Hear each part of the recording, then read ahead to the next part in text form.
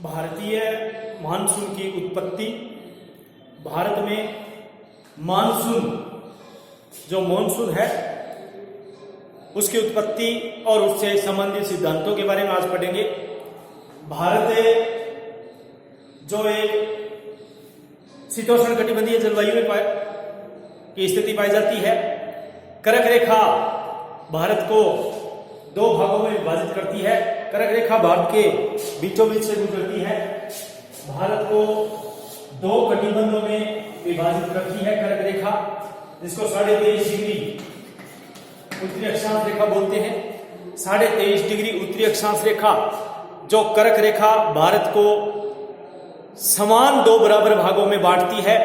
अतः भारत का दक्षिणी भाग उष्णकटिबंध, भारत का जो दक्षिणी भाग है वो उष्णकटिबंध और उत्तरी भाग इस कर्क रेखा के जो उत्तरी भाग है वो शीतोष्ण कटिबंधीय जलवायु में आता है। इस प्रकार से भारत का जो उत्तरी दक्षिणी भाग है वो तो उष्णकटिबंधीय क्योंकि भूमध्य रेखा के संपर्क क्षेत्र में रहता है, और उत्तरी भाग में यह शीतोष्ण कटिबंध में स्थित है। उत्तरी सीमा पर एक विशाल हिमालय पर्वतमाला जो एक प्राकृतिक सीमा लिए हुए है, विशाल हिमालय स्थित है।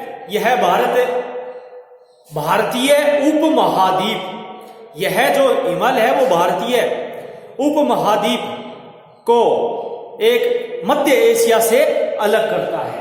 भारतीय उपमहाद्वीप को मध्य एशिया से अलग करता है हिमालय, और यहां से आने वाली ठंडी पवनों को रोकता है। इस प्रकार जो समस्त भारत में एक उष्णकटिबंधीय जलवायु पाई जाती है। भारत के दक्षिण में स्थित हिंद महासागर, भारत के दक्षिण में स्थित हिंद महासागर और इसके ठीक हिंद महासागर से आने वाली जो भारत के हिंद महासागर से आने वाली जो पवनें हैं वो मानसूनी पवनों द्वारा भारत की जलवायु पर सर्वाधिक इसका प्रभाव पड़ता है, और इसलिए भारत की जलवायु को उष्ण मानसूनी जलवायु कहा जाता है। भारत की जलवायु को उष्ण मानसून जलवायु कहा जाता है। वैसे मानसून की उत्पत्ति मानी जाए तो यह एक अरबी भाषा का मौसम शब्द से, जो मलयालम भाषा के मौसम शब्द से बना हुआ है, जिसका अभिप्राय एक ऋतु होता है। अतः मानसूनी पवनें वे पवनें हैं जिनकी दिशा और ऋतु के अनुसार बदल जाती है, जिनकी दिशा ऋतु के अनुसार बदल जाती है। ऋतुओं के अनुसार एक बड़े पैमाने पर यदि देखा जाए तो ये पवनें ग्रीष्म ऋतु के 6 माह समुद्र से स्थल की ओर और शीत ऋतु में 6 माह स्थल से समुद्र की ओर चलती है। कहने का मतलब कि 6 महीने तो जो शीत ऋतु होती है उसमें तो जमीन से पानी की ओर, जो स्थल से जल की ओर, और 6 महीने जो ग्रीष्म ऋतु होती है वो जल से स्थल की ओर चलने वाली हवाओं से है। ऋतुओं 6 महीने शीत ऋतु और 6 महीने ग्रीष्म ऋतु। सर्दियों में हवाएं जमीन से पानी की ओर आती हैं, गर्मियों में हवाएं पानी से जमीन की ओर जाती हैं। साधारण शब्दों में यदि अगर समझा जाए तो समुद्र से स्थल की ओर और स्थल से समुद्र की ओर। इस प्रकार से भारतीय जलवायु को वैज्ञानिक व समाजशास्त्री की दृष्टिकोण से समझा जाए तो मानसून बड़े पैमाने पर विस्तृत क्षेत्र न होकर के एक जो क्षेत्र विशेष में चलने वाली एक मौसमी हवाओं से है। मौसमी पवनें हैं, ये मौसम के अनुसार चलती रहती हैं, जिसकी दिशा मौसम के परिवर्तन के साथ बदलती रहती है, परिवर्तन के साथ उत्क्रम हो जाती हैं। इसमें जैसे कई विद्वानों ने इनके सिद्धांत भी दिए हैं, उसमें पवनों से संबंधित जो इसकी मानसूनी जलवायु का जो मूल सिद्धांत है उसकी उत्पत्ति से संबंधित इसमें जो विचारधाराएं हैं, मानसून की उत्पत्ति से संबंधित विचारधाराओं को यदि देखा जाए तो 2 वर्गों में बांट करके इसका अध्ययन किया जाता है। 2 वर्गों में बांट करके एक बड़े रूप से, एक तो क्लासिकल थ्योरी जिसको चित्त सम्मत विचारधारा बोलते हैं भारतीय मानसून की, जो मुख्य प्राचीन है चिरसम्मत विचारधारा, एक है आधुनिक विचारधारा जिसको मॉडर्न थ्योरी बोलते हैं। चिरसम्मत विचारधारा क्या है? चिरसम्मत विचारधारा का मतलब है क्लासिकल थ्योरी। मानसूनी पवनों के लिए मौसम शब्द का प्रयोग लगभग मानसूनी पवनों के लिए मौसम शब्द का प्रयोग लगभग 677 शताब्दी पूर्व अरब के नाविक अरब सागर में साल में 6 महीने उत्तर पूर्व दिशा में 6 माह उत्तर पूर्व दिशा में 6 माह दक्षिणी पश्चिमी दिशा में चलने वाली पवनों के लिए किया जाता है, पवनों के लिए किया करते थे। कहने का मतलब चिरसम्मत विचारधारा जो क्लासिकल थ्योरी है वो सीधी जो प्राचीन थ्योरी है मानसूनी पवनों की, जो मानसून की उत्पत्ति से संबंधित, जिसको अपने बोलते हैं मानसून की उत्पत्ति से संबंधित चिरसम्मत विचारधारा, तो इनकी थ्योरी सीधी सी है कि मानसूनी पवनों के लिए मौसम शब्द का प्रयोग है वो लगभग 677 शताब्दी पूर्व अरब के नाविक द्वारा अरब सागर में जो उत्तर पूर्व और दक्षिण पश्चिमी दो नाम आए हैं। उत्तर पूर्व अरब के नाविक अरब सागर में 6 माह उत्तर पूर्व दिशा में और 6 माह दक्षिणी पश्चिमी दिशा में चलने वाली पवनों के लिए किया करते थे। सन 1554 में अरब के जो प्रसिद्ध एक नाविक थे, सन 1554 में अरब के एक प्रसिद्ध नाविक थे, उन्होंने भी, जो विद्वान थे अरब के प्रसिद्ध विद्वान, उन्होंने भी जैसे जो अरब के प्रसिद्ध विद्वान थे वो सिद्दी अली थे, और सिद्दी अली ने मानसूनी पवनों के उत्क्रमण का उल्लेख किया था। सन 1665 में इंग्लैंड के विद्वान, जो विख्यात विद्वान थे, जो एडमंड हेली ने बताया कि मानसूनी पवनों के उत्क्रमण में जो इसका उत्क्रमण है उसके जलीय व स्थलीय प्रदेश के तापमान में अंतर होने के कारण होता है। यह परिवर्तन ऋतु परिवर्तन के अनुसार होता है और यह 2 प्रकार का होता है। ये एडमंड हेली ने बताया था कि इसके अनुसार मानसून 2 प्रकार का होता है, एक तो ग्रीष्मकालीन मानसून और एक शीतकालीन मानसून। अब ग्रीष्मकालीन मानसून क्या है? ग्रीष्मकालीन मानसून और शीतकालीन मानसून दो प्रकार का एडम हेली ने बताया था। तो ग्रीष्मकालीन मानसून में ग्रीष्म ऋतु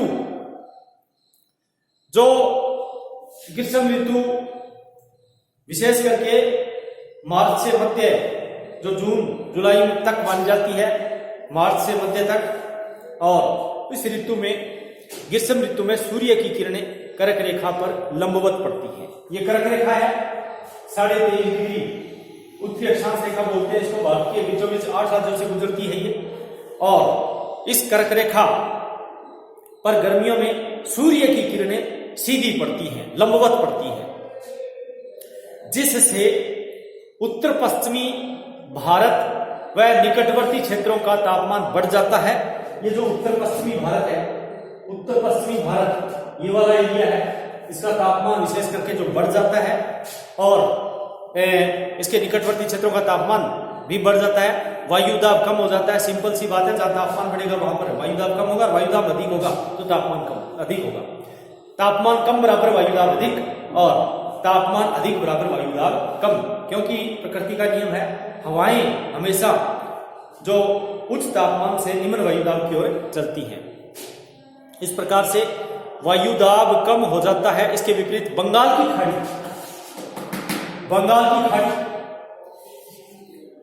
इसके विपरीत बंगाल की खाड़ी की वह अरब सागर में वायुदाब अधिक हो जाता है। यहां पर वायुदाब कम है और यहां पर अधिक है, यहां पर वायुदाब कम है और यहां पर वायुदाब, बंगाल की खाड़ी और अरब सागर में वायुदाब अधिक है, बढ़ जाता है, अधिक हो जाता है।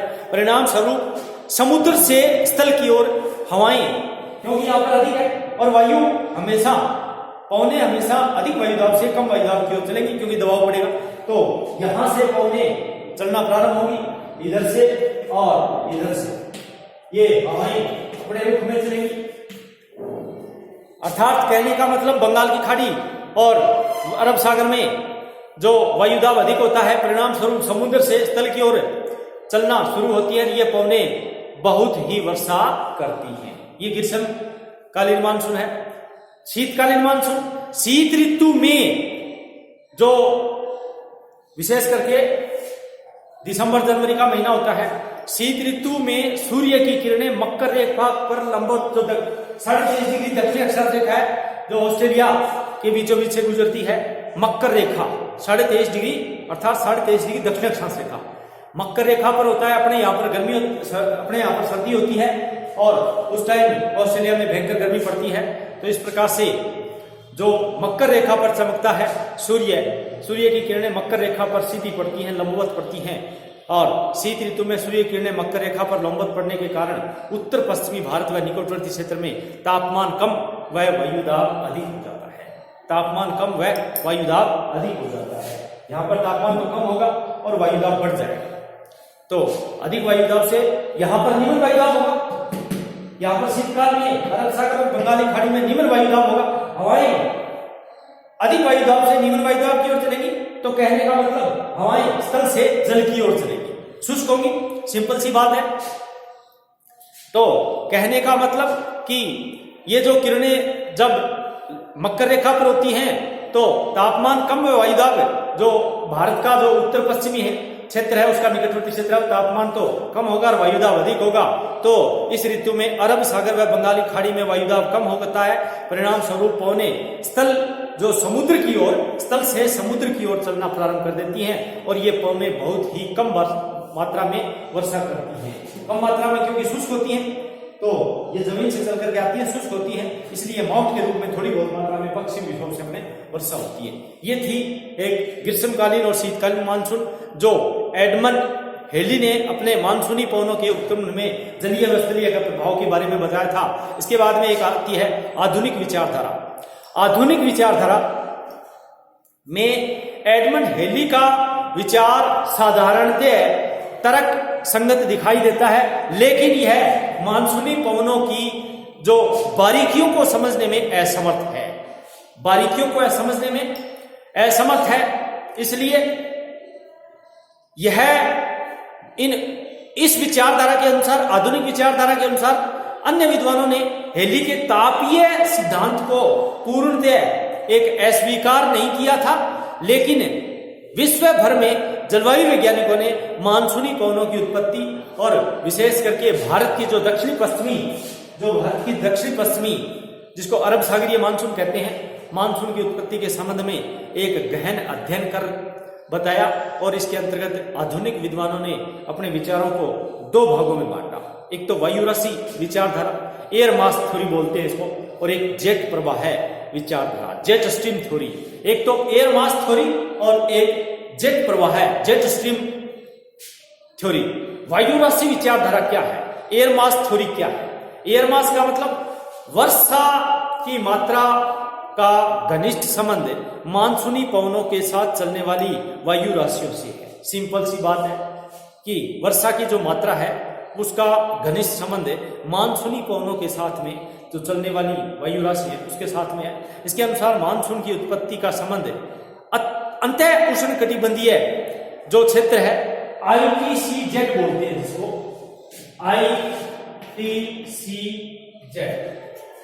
ITCZ इंटरट्रॉपिकल कन्वर्स जोन बोलते हैं, अतः उष्ण कटिबंधीय क्षेत्र इसको बोलते हैं, से जोड़ा जाता है। इस वायु राशि विचारधारा को उत्पत्ति का जो संबंध है वो अंतः उष्ण कटिबंधीय क्षेत्र ITCZ से जोड़ा जाता है।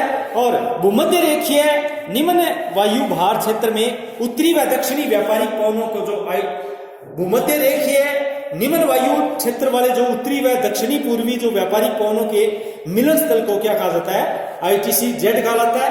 और इस ऋतु के अनुसार, विशेष करके जो ITCZ है, इस ऋतु के अनुसार इस विचारधारा के अनुसार ऋग्वेद अपना स्थान बदल देती हैं, अपनी जो स्थिति बदलता रहता है। ग्रीष्म ऋतु में जब सूर्य कर्क रेखा पर लंबवत चिमटा है, ग्रीष्म ऋतु होती है तब सूर्य कर्क रेखा पर अपना लंबवत चमकता है। तो ITCZ जो भूमध्य रेखा को एक अंत्य उष्णकटिबंधीय अभिसरण माना है, ये उत्तर की ओर खिसक जाता है।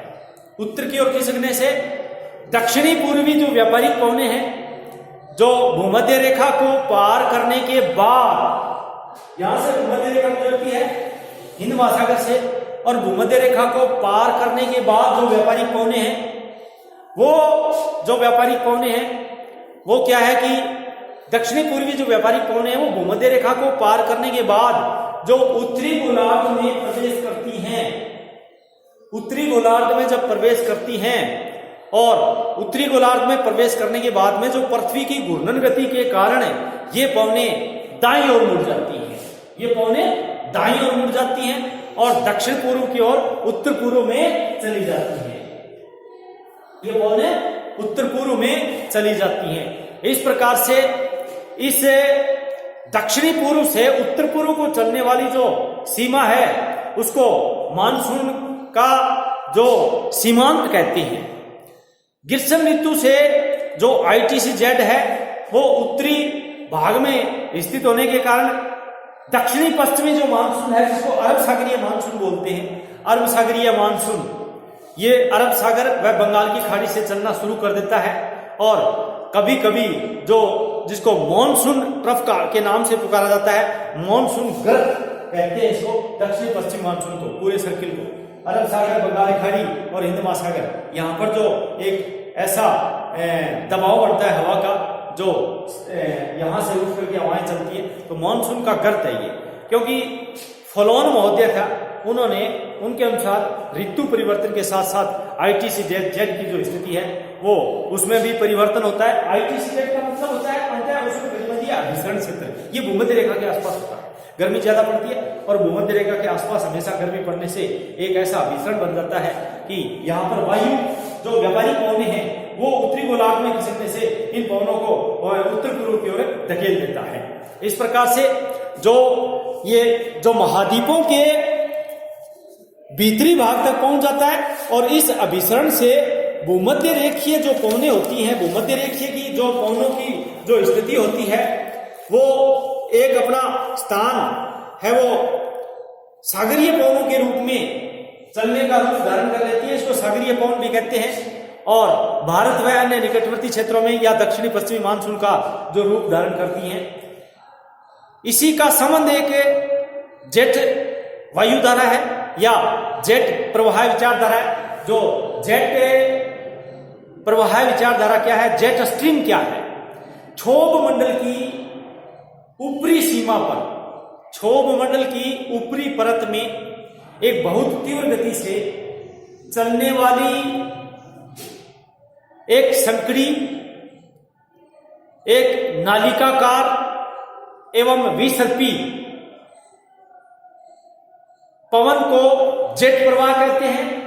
तेज गति से चलने वाली हवा को जेट अर्थात वायुयान से भी तीव्र गति से चलने वाली संकड़ी सर्पिली एक वायु की गति है, एक धारा है, और जो 6 से 12 किलोमीटर के भीतर पश्चिम से पूर्व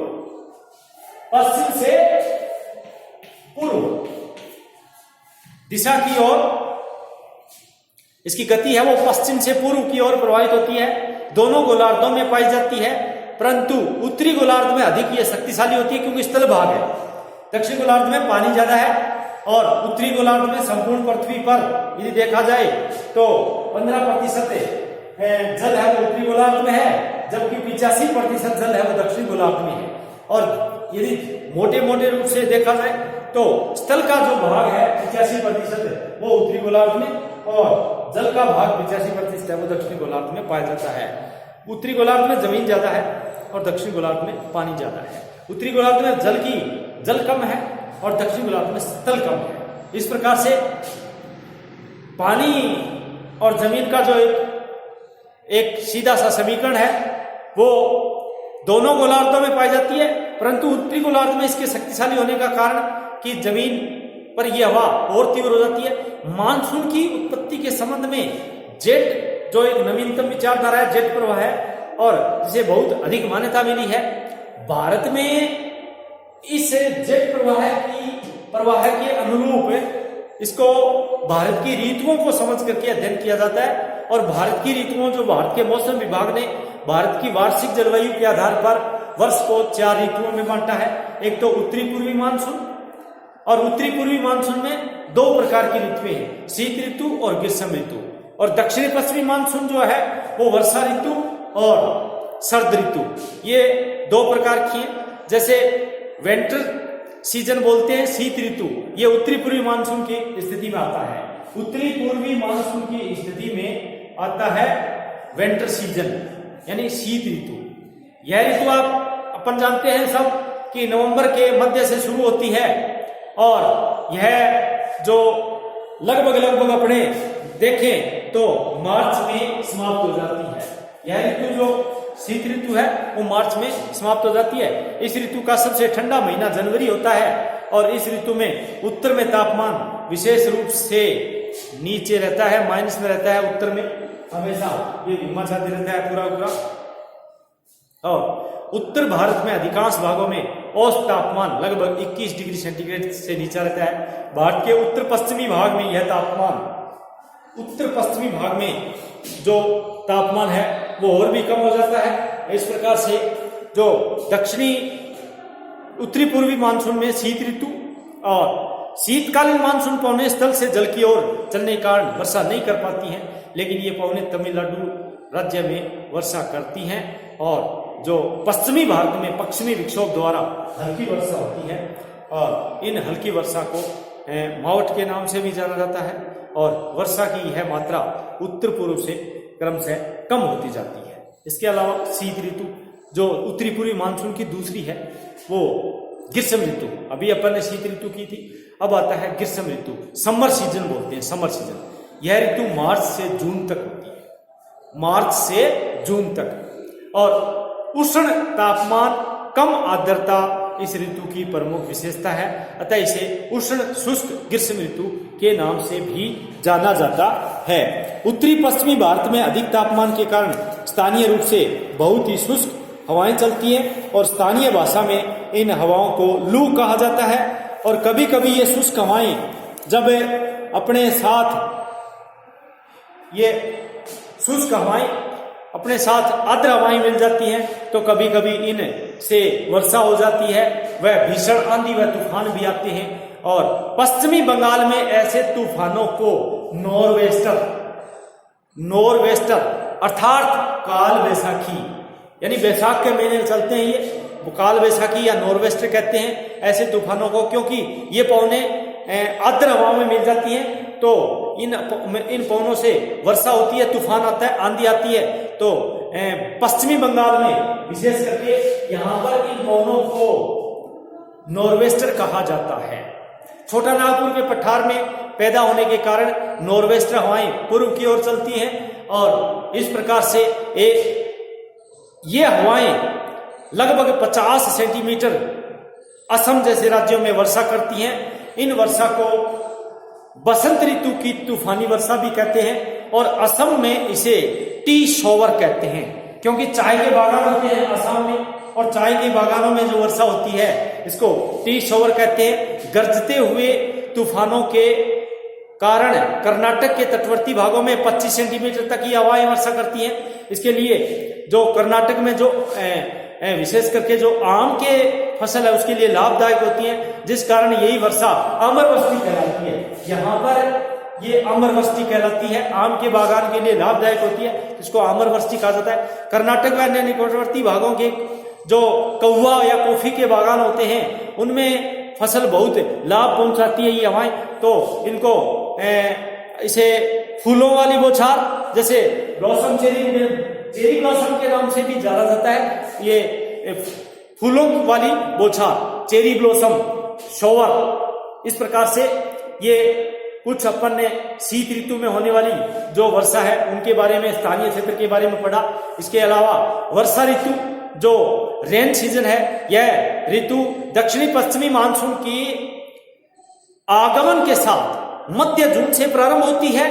वर्षा ऋतु दक्षिणी पश्चिमी जो मानसून है उनके आरंभ के साथ ही मध्य जून में यह आरंभ हो जाती है और मध्य सितंबर तक इसका समय होता है। दक्षिणी पश्चिमी मानसून के साथ समस्त भारत का जो मौसम है वो पूर्णतः परिवर्तित हो जाता है और इसमें दो प्रकार की शाखाएं हैं, अरब सागरीय मानसून की शाखा और बंगाल की खाड़ी की शाखा। भारत में 90% जो वर्षा होती है वो इसी ऋतु में होती है, जो अपने वर्षा ऋतु कहते हैं, रेन सीजन। 3/4 जो वर्षा होती है भारत की वो यहीं से होती है, दक्षिणी पश्चिमी मानसून के नाम से पवनों से जानी जाती है। और इसको अरब सागरीय मानसून, अरब सागरीय दक्षिण पश्चिम अरब सागरीय और बंगाल की खाड़ी दो भागों में बांट करके अध्ययन किया जाता है। इस प्रकार से अगले वीडियो में अपने अरब सागरीय मानसून और अपने बंगाल की खाड़ी का मानसून का अध्ययन करेंगे। धन्यवाद।